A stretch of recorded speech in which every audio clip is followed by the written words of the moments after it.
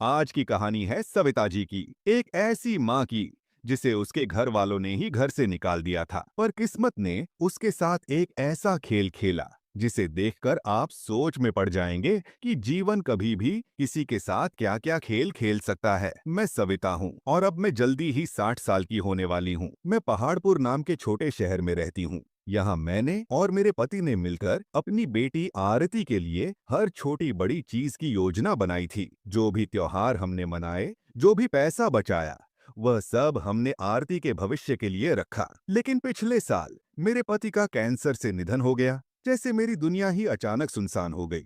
रातों की नींदें उड़ गईं और हर जगह उनके यादों का बवंडर था। फिर भी मैंने खुद को संभाला, क्योंकि मेरे पास अब भी मेरी बेटी आरती थी। आरती और उसका पति गौरव मुझे अपने अपार्टमेंट में रहने के लिए बुलाए।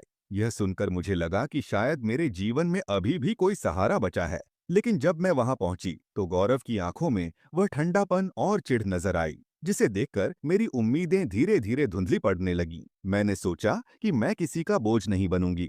घर के पीछे वाले छोटे कमरे में जाकर चुपचाप रहना ही सबसे बेहतर होगा। मैं रोज खाना बनाती, घर साफ करती, मार्केट के छोटे मोटे काम खुद करती। बस उनके लिए सहारा बनना चाहती थी और उनकी राह में कोई बाधा नहीं बनना चाहती थी। लेकिन गौरव में एक आदत थी जो मुझे हमेशा परेशान करती थी। उसकी नजरें हमेशा यह बताती थीं कि मैं यहाँ अनवांटेड हूँ, जैसे मैं उसकी जिंदगी में कोई खुरदरी कील हूँ जो हमेशा चुभती रहती है। छोटी छोटी बातें, अगर मैंने कुछ पूछा तो वह आंखें घुमाता। अगर मैं टीवी पर अपना पसंदीदा शो देख रही होती तो वह बिना पूछे चैनल बदल देता। एक बार तो मैंने उसे चुपचाप मुझे मुफ्तखोर कहते हुए सुना। आरती की ओर देखती, पर वह हमेशा शांत रहती। उसकी बातों में हमेशा तटस्थता थी। गौरव बहुत स्ट्रेस्ड है, ऑफिस में काम ज्यादा है, और मैं चुप रहती, शर्मिंदा होकर। माँ की यही आदत होती है, चुप रहना, सहना और देखना। फिर एक रात वह घटना हुई जिसने मेरी सारी हिम्मत तोड़ दी। हम डिनर टेबल पर बैठे थे। मैंने खास गौरव के लिए पनीर की सब्जी बनाई थी। आरती अपने फोन में कुछ स्क्रॉल कर रही थी। घर में शांति थी और फिर अचानक गौरव ने कहा, अब तो हमें यह दिखाना बंद करना चाहिए कि ये सब अस्थाई है। हम कोई चैरिटी नहीं है। आरती रुकी। मैंने उससे पूछा, तुम्हारा मतलब क्या है? गौरव ने मुस्कुराते हुए कहा, हमने तो एक्स्ट्रा मुंह को खिलाना साइन नहीं किया था। तुम्हारा योगदान 0 है। हमारे बिल्स आते हैं और तुम यहाँ सिर्फ रह रही हो। मेरी सांसें अटक गईं। दिल तेजी से धड़कने लगा। मैंने आरती की तरफ देखा। उसकी आंखों में सवाल था, पर उसने कुछ कहा नहीं। धीरे से बोली, हाँ माँ, शायद यही सबसे अच्छा होगा। अलग जगह ढूंढ लो। मैंने कोई चिल्लाना नहीं किया, कोई बहस नहीं की। बस उठकर अपने कमरे में चली गई और अपने सामान को पैक करना शुरू किया। 2 सूटकेस, बस यही मेरी पूरी जिंदगी बची थी। बाहर सड़क पर खड़ी होकर मुझे एहसास हुआ कि मेरे पास जाने के लिए कोई भी जगह नहीं है। होटल में चेक इन किया, एक पुरानी उखड़ी दीवार वाली जगह। रात की ठंड और खाली कमरे की हवा में मैंने सोचा, मेरी बेटी ने मुझे क्यों ऐसा किया। अगले कुछ हफ्ते मैं बार बार संदेश भेजती रही, पर कोई जवाब नहीं आया। 3 महीने बीत गए। हर दिन पहले से लंबा लगता। मैंने जॉब ढूंढने की कोशिश की, पर उम्र और पिछला अनुभव किसी को भी प्रभावित नहीं कर सका।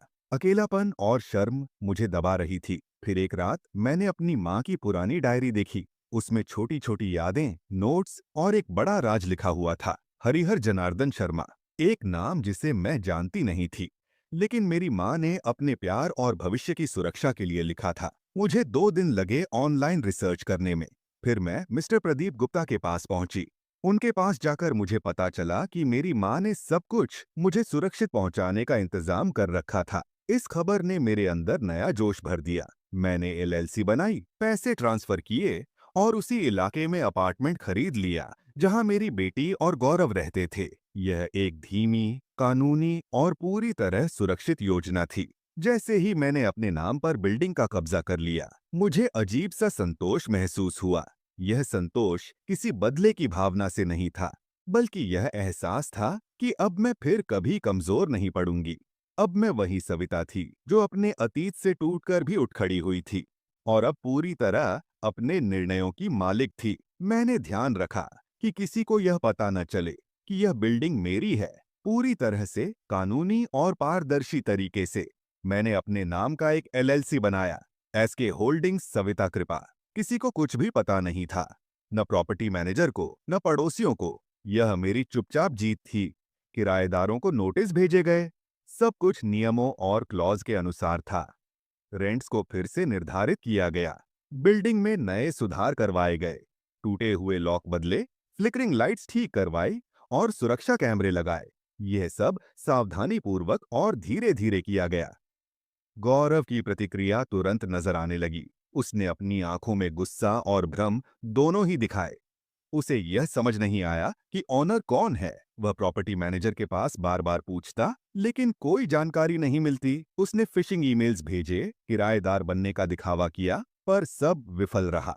आरती के साथ उसका व्यवहार भी बदल गया। वह हमेशा तनाव में रहती थी और उसका हर छोटा कदम गौरव की नाराजगी से प्रभावित होता। अब मुझे एहसास हुआ कि उसने हमारी कमजोरी को कभी नहीं समझा। वह सोचता था कि वह हमें अपनी इच्छानुसार नियंत्रित कर सकता है। मैंने धीरे धीरे बिल्डिंग में अपने पैर जमा लिए। नया नाम, नया सिस्टम और कानूनी सुरक्षा, सब कुछ मेरे हाथ में था। अब मैं किसी भी अप्रत्याशित घटना से सुरक्षित थी। 1 महीने बाद किराया 3 गुना बढ़ गया। यह बढ़ोतरी सिर्फ गौरव और आरती के लिए नहीं थी।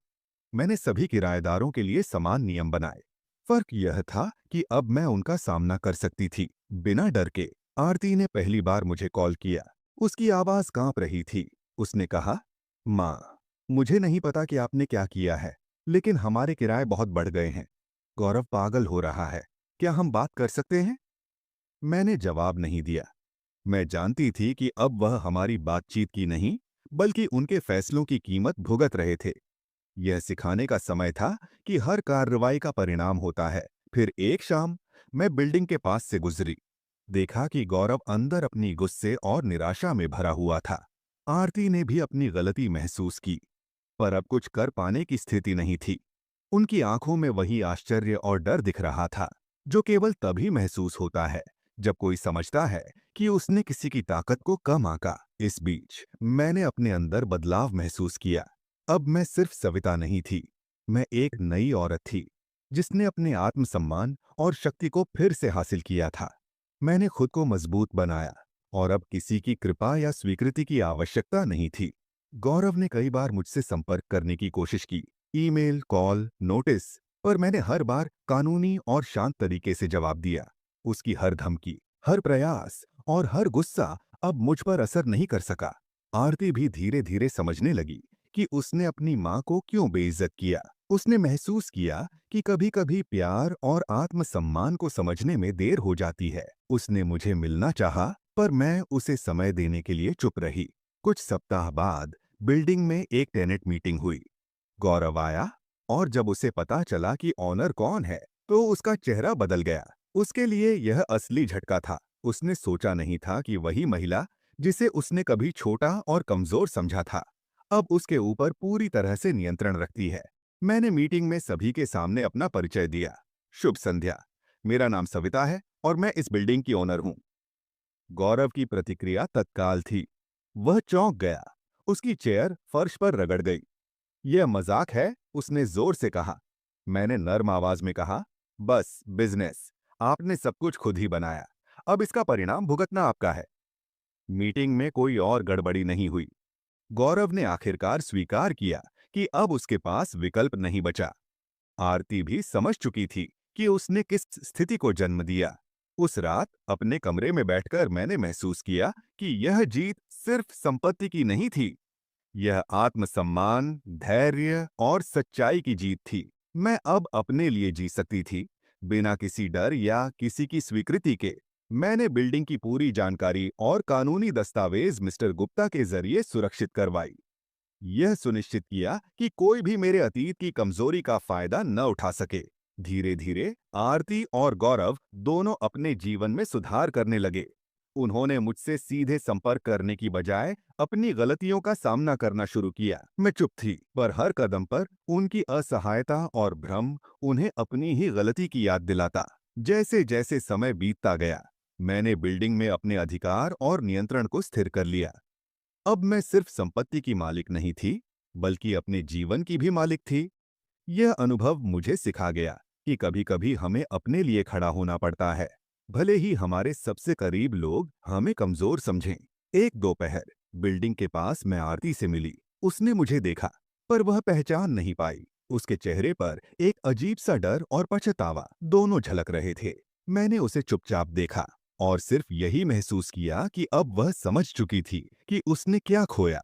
उसकी आंखों में वही बच्ची की मासूमियत थी जिसे मैंने कभी पाला था, पर अब वह बच्ची नहीं थी।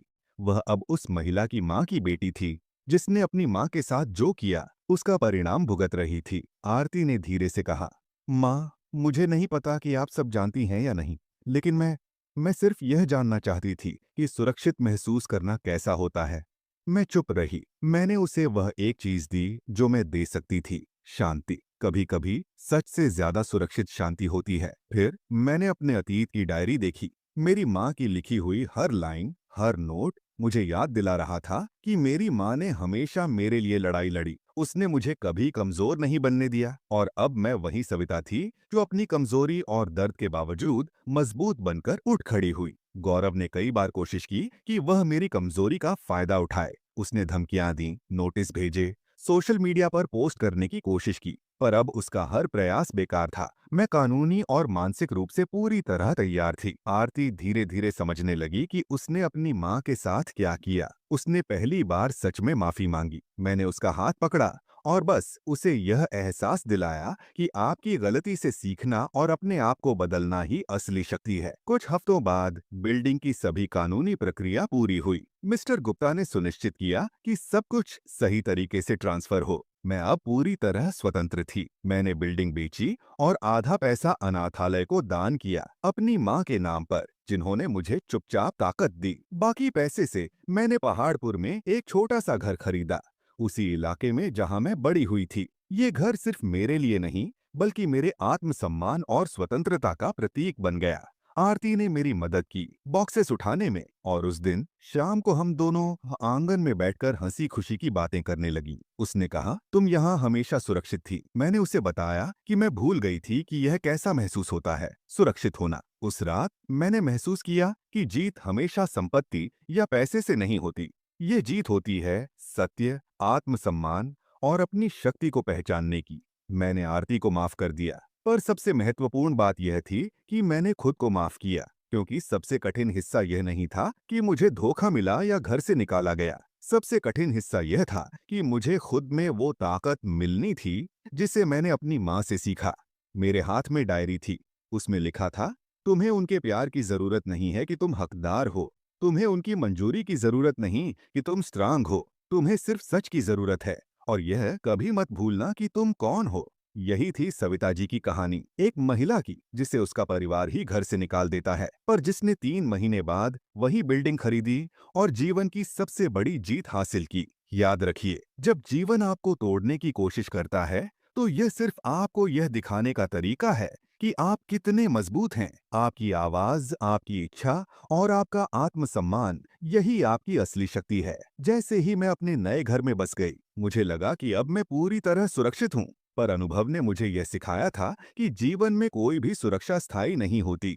हर नए कदम के साथ नई चुनौतियां और नई अप्रत्याशित घटनाएं सामने आती हैं। बिल्डिंग बेचने के बाद कुछ पुराने दस्तावेज और नोटिस मेरे हाथ लगे। उनमें गौरव और आरती के पुराने व्यवहार का पूरा रिकॉर्ड था। मैंने देखा कि कैसे उन्होंने न सिर्फ मुझे बल्कि दूसरों को भी छोटा समझा। ये देखकर मुझे एहसास हुआ कि कई बार हमारे आसपास के लोग हमारी असली शक्ति को पहचान नहीं पाते। फिर एक दिन मुझे एक अजीब सा नोट मिला। नोट हाथ से लिखा था और कोई सिग्नेचर नहीं था। उसमें लिखा था, तुम सोचती हो कि तुम जीत गई हो, पर यह सिर्फ शुरुआत है। तुम्हें यह दिखाना होगा कि तुम कितनी मजबूत हो। मैंने उस नोट को पढ़ा और पहली बार महसूस किया कि जीवन में हमेशा नई चुनौतियां आती हैं। यह सिर्फ गौरव और आरती का खेल नहीं था। यह एक तरीका था मुझे यह दिखाने का कि अब मैं अपनी असली शक्ति का इस्तेमाल कर सकती हूँ। मैंने निर्णय लिया कि अब मुझे सिर्फ प्रतिक्रिया देने की नहीं, बल्कि पहले से अधिक रणनीति के साथ आगे बढ़ने की जरूरत थी। मैंने अपने अटॉर्नी और कानूनी सलाहकारों से संपर्क किया और सुनिश्चित किया कि कोई भी मेरी सुरक्षा और संपत्ति को खतरे में न डाल सके। इस बीच आरती धीरे धीरे अपने व्यवहार और फैसलों के प्रति सचेत होने लगी। उसने महसूस किया कि उसने अपनी माँ के साथ क्या किया, और अब वह अपनी गलती सुधारना चाहती थी। उसने पहली बार अपनी माँ से सीधे बात की और माफी मांगी, पर मैं जानती थी कि माफी केवल शब्दों से नहीं होती, यह कार्रवाई और अनुभव से साबित होती है। गौरव अब पूरी तरह फंसा हुआ था। वह यह समझ नहीं पा रहा था कि उसने जिस महिला को कभी कमजोर समझा, वह अब उसके हर कदम को नियंत्रित कर रही थी। उसने कई बार कोशिश की कि वह मेरी कमजोरी का फायदा उठाए, पर अब उसके सभी प्रयास व्यर्थ हो गए। फिर एक शाम मुझे बिल्डिंग के पास से गुजरते हुए गौरव और आरती का एक दृश्य दिखा।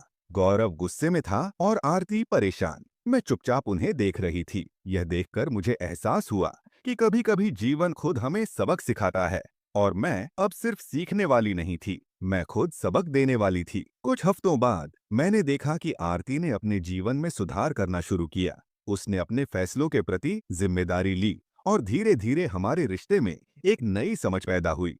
उसने महसूस किया कि कभी-कभी किसी की ताकत को पहचानना ही असली प्रेम और सम्मान है। फिर एक दिन बिल्डिंग के पुराने टेनेंट्स में से एक आया और मुझे धन्यवाद दिया। उसने कहा, आपने हमें सिर्फ एक घर नहीं दिया, बल्कि हमें यह दिखाया कि कैसे नियम और न्याय का पालन करना चाहिए। यह सुनकर मुझे अजीब सा संतोष मिला। अब मैं समझ चुकी थी कि जीत केवल संपत्ति, पैसे या अधिकारों में नहीं होती।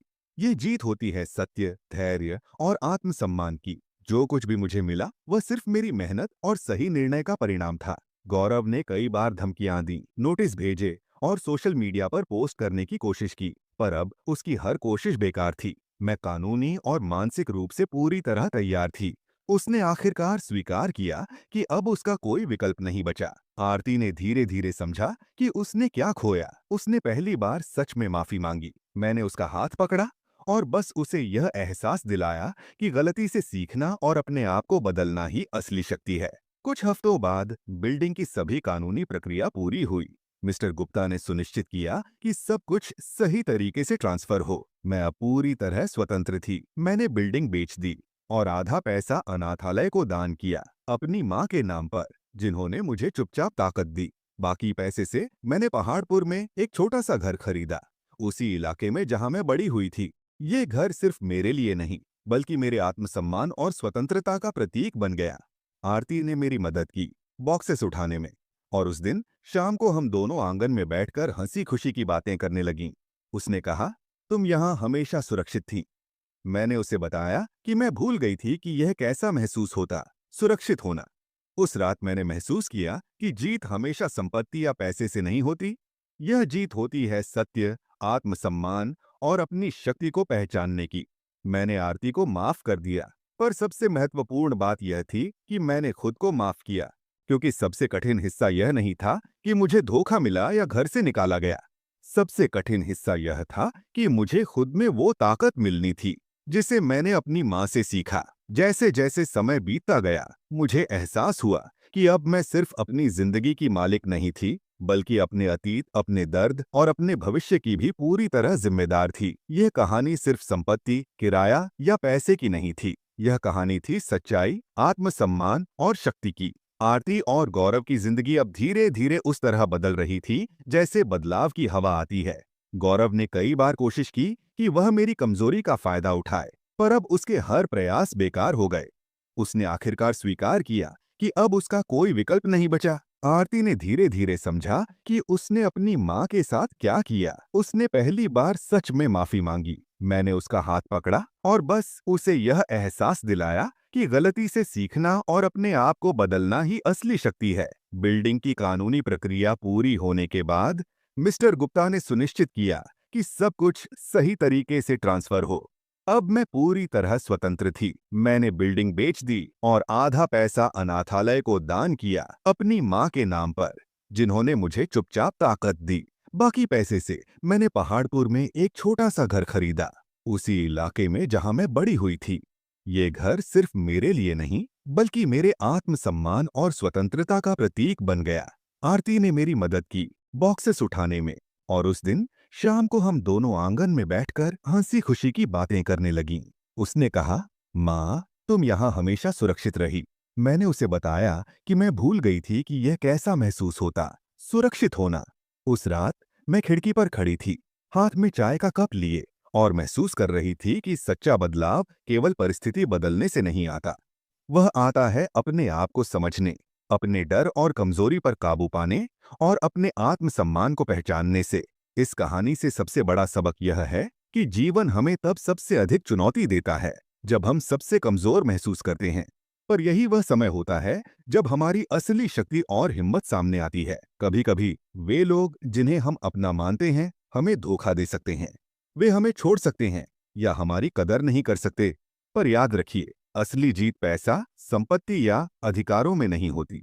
यह जीत होती है सत्य, धैर्य और आत्मसम्मान में। जैसे ही मैंने अपने अतीत को पीछे छोड़ना शुरू किया, मेरी आत्मा को एक नई शांति मिली। मेरी आंखों में अब विश्वास था, मेरे कदमों में ताकत थी और मेरे दिल में संतोष। मैं अब वही सविता थी जो कभी कमजोर नहीं रही, बल्कि हमेशा से मजबूत थी। बस कभी कभी खुद को याद दिलाने की जरूरत थी। आरती ने अपने जीवन में सुधार किया। उसने अपने फैसलों के प्रति जिम्मेदारी ली और धीरे धीरे हमारे रिश्ते में एक नई समझ पैदा हुई। उसने महसूस किया कि कभी कभी किसी की ताकत को पहचानना ही असली प्रेम और सम्मान है। गौरव अब पूरी तरह फंसा हुआ था। उसकी हर कोशिश असफल रही। उसने आखिरकार स्वीकार किया कि वह अब मेरी ताकत के सामने हार चुका है। उसने यह समझ लिया कि किसी की नजरों में छोटा समझना या उसे नियंत्रित करने की कोशिश करना केवल खुद की कमजोरी और अहंकार को दिखाता है। अंत में मैं खड़ी थी अपने नए घर में। आसपास का वातावरण शांत था। मैंने महसूस किया कि जीत केवल बाहरी दुनिया में नहीं होती, यह अंदर की दुनिया में होती है। जब हम अपने डर, अपनी कमजोरी और अपने दर्द को पार कर लेते हैं। मेरे हाथ में डायरी थी। उसमें लिखा था, तुम्हें उनके प्यार की जरूरत नहीं कि तुम हकदार हो, तुम्हें उनकी मंजूरी की जरूरत नहीं कि तुम स्ट्रांग हो, तुम्हें सिर्फ सच की जरूरत है और यह कभी मत भूलना कि तुम कौन हो। यही थी सविता जी की कहानी, एक महिला की जिसे उसका परिवार ही घर से निकाल देता है, पर जिसने 3 महीने बाद वही बिल्डिंग खरीदी और जीवन की सबसे बड़ी जीत हासिल की। याद रखिए, जब जीवन आपको तोड़ने की कोशिश करता है तो यह सिर्फ आपको यह दिखाने का तरीका है कि आप कितने मजबूत हैं। आपकी आवाज, आपकी इच्छा और आपका आत्मसम्मान, यही आपकी असली शक्ति है। इस कहानी का अंत केवल एक संपत्ति या किराए की कहानी नहीं है। यह सत्य, आत्मसम्मान और अपनी शक्ति को पहचानने की प्रेरणा है।